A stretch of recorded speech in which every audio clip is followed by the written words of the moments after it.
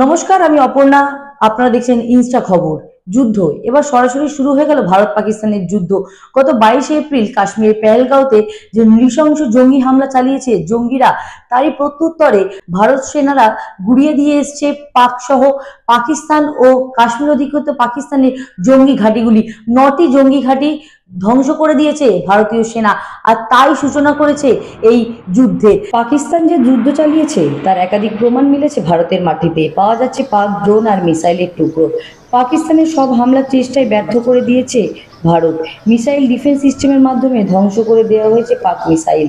সরকার বিবৃতিতে জানানো হয়েছে, অবন্তিপুর, শ্রীনগর, জম্মু, পাঠানকোট সহ একাধিক সেনা ছাউনি লক্ষ্য করে ড্রোন হামলার চেষ্টা করেছে পাকিস্তান। এছাড়াও বারামুল্লা, উরি, পুঞ্চ, মেন্ধার, রাজৌরি সেক্টরে তীব্র গোলাবর্ষণ ও সেলিং করেছে পাকিস্তান। সরকারি বিবৃতি অনুযায়ী পাকিস্তানের ওইসব অঞ্চলে 5 জন শিশু, 3টি মহিলা সহ 16 জন ভারতীয় মৃত্যু হয়েছে। বুধবার ভোরবেলা থেকে শুরু হয়ে গেছে জঙ্গি হামলা।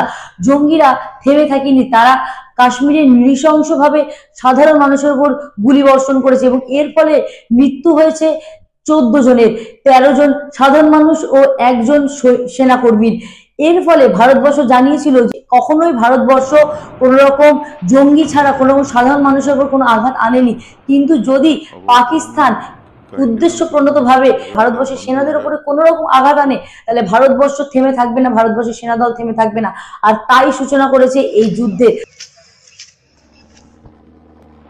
জম্মু কাশ্মীর, পাঞ্জাব আর গুজরাট, এই 3টি রাজ্যের 15টি শহরের উপরে ড্রোন তাক করে বসেছিল পাকিস্তান, আর তা এবার রুখে দিল ভারতীয় সেনাদল।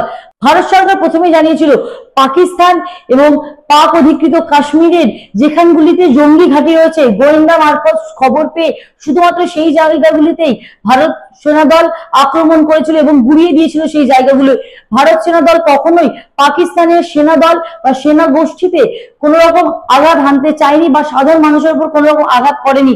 কিন্তু পাকিস্তান বারংবার ভারতের সেনাদল এবং সাধারণ মানুষের উপরে আক্রমণ করেছে।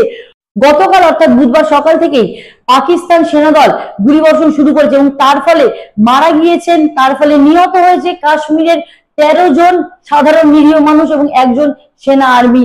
এর ফলে ভারত থেমে থাকেনি।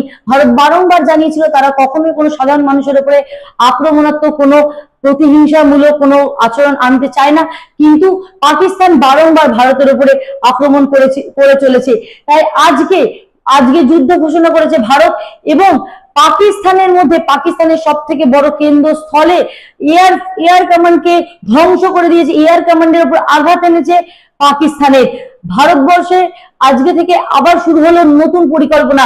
Vikram Misri, colonel Sofiya Qureshi, wing commander Vyomika Singh বুধবারের পর আবার বৃহস্পতিবার আজ আবার বৈঠকে বসছেন, আজ আবার সংবাদ সম্মেলনে বসছেন। এখান থেকে কি বেরিয়ে আসবে নতুন কোনো তথ্য যা আগামী দিনে মানুষকে আরো হতাশ করবে, আগামী দিনে মানুষকে আরো ভয়ঙ্কর পরিস্থিতির মুখোমুখি করে তুলবে? আপনি কি মনে করছেন এই ভয়ঙ্কর পরিস্থিতি রুখতে ভারতবর্ষের কি পদক্ষেপ নেওয়া উচিত, ভারত সরকার কি করবে তা জানতে হলে আপনারা চোখ রাখুন আমাদের চ্যানেলে। ইনস্টা খবর, সবার আগে সঠিক তথ্য আপনার কাছে।